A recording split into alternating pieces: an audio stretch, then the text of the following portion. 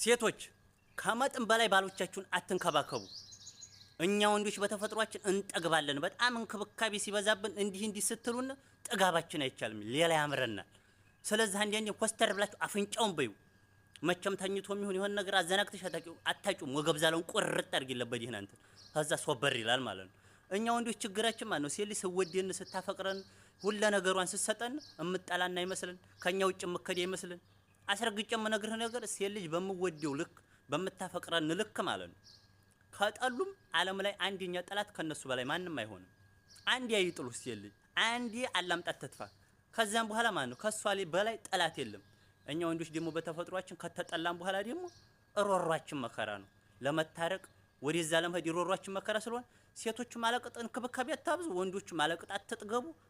በኩል ብንሄድ የተሻለ ነው ባይነ እና ያልኩሽንም እንዲያረሽው ቁረጭ ለወገብ ዛላውን ብዬሻል ወይ አፍንጫውን ብለሽ አሳርፊው። እሺ ገደም ሲል